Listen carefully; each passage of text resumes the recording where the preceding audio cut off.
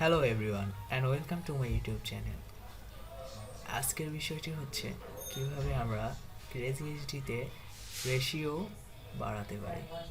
Ratio বলতে বোঝা যাচ্ছে যে আপনার ডাউনলোড যত থাকবে আপলোডও তত থাকবে, তার একটা কম্বিনেশন। ঠিক আছে, এখানে আমার অ্যাকাউন্টের অবস্থা খুবই খারাপ।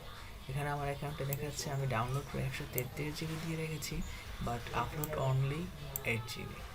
সেই জন্য আমার রেশিও অবস্থা খুবই খারাপ, 0.07। তো এই রেশিও অবস্থা যদি এইভাবে খারাপ থাকে তাহলে আমাদের অ্যাকাউন্ট ব্যান্ড হয়ে যাওয়ার সম্ভাবনা থাকে। ব্যান্ডই হয়ে যায়। যত দ্রুত সম্ভব আমাদের রেশিওটা ইনক্রিজ করতে হবে। তো রেশিও ইনক্রিজ করার জন্য আমাদের কাছে তিনটে ওয়ে আছে।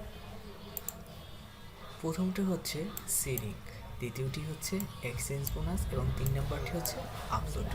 ওকে, তো সিডিং কী জিনিস সেটা আমরা অনেকেই জানি। যদি আমাদের এখানে দেখি, আমি যেহেতু কিউবিক টরেন্ট থেকে ডাউনলোড করি, তো একটু ওয়েট করেন, একটু ওপেন হোক।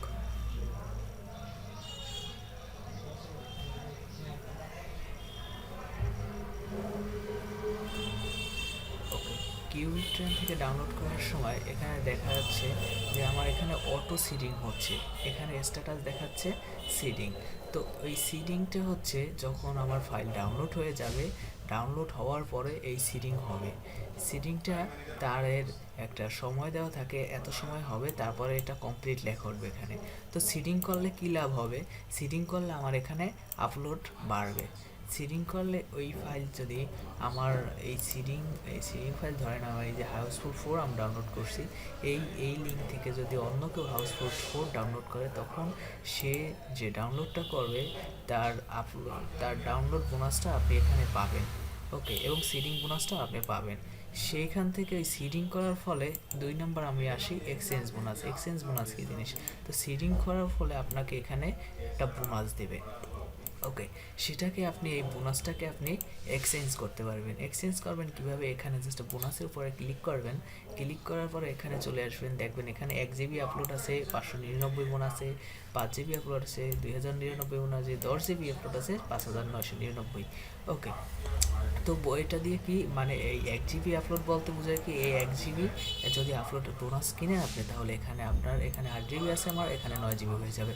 জাস্ট এরকম 5 জিবি কিনলে 8 জিবি আছে, 13 জিবি হয়ে যাবে এরকম। এটা হচ্ছে exchange bonus. Okay, at last 3 নম্বর হচ্ছে আমাদের আপলোড। তো আপলোড বলতে কী বোঝা যায়? যদি এখানে দেখা যাচ্ছে যে অনেক মুভি আছে। ওকে, এই মুভিগুলো কেউ না কেউ তো এখানে আপলোড করেছে। তো এই আপলোড করার ফলেই কিন্তু এই মুভিগুলো এখানে এসেছে। তো এখানে একটা রুলস আছে যে আপনি একটা মুভি ডাবল আপলোড করতে পারবেন না। মানে হচ্ছে এখান থেকে যদি আপনি কোনো মুভি ডাউনলোড করে সেই মুভি আবার এখানে আপলোড করতে চান, সেটা আপনি পারবেন না। তাহলে আপনার অ্যাকাউন্টকে ব্যান করে দেওয়া হবে, অথবা আপনার আপলোডকে গ্রহণ করা হবে না, এরকম কিছু একটা। সেই জন্য আপনাকে ইউনিক কিছু আপলোড করতে হবে, যেটা এখানে নেই। ওকে, তো আপলোড করাটা একটু কঠিন। ঠিক আছে, আমি পরের ভিডিওতে আপলোড করাটা দেখিয়ে দেব, আপনারা সাথেই থাকবেন আর সিডিং করতে থাকবেন। সিডিং করতে ভুলবেন না। তারপরে এক্সচেঞ্জ করতে ভুলবেন না, তাহলেই আর আপনার অ্যাকাউন্টে এরকম এই লেখাটা আসবে না। আর না হলে প্রথম এই সমস্যায় সবাই পড়ে। ওকে, ওকে, আপনি যদি আপলোড রুলস সম্পর্কে আরও জানতে চান, তাহলে আপনি এখানে আপনি ক্লিক করে হাউ টু আপলোড আছে, এবং এখানে আপলোড রুলস আছে। Click here to learn upload rules. এখানে আপলোড রুলসগুলো সব এখানে সুন্দর করে লেখা আছে। আপনি চাইলে এগুলো পড়তে পারেন, পড়ে তারপরে আপলোড করতে পারেন। ঠিক আছে, এখানে প্রত্যেকটা রুলস লেখা আছে।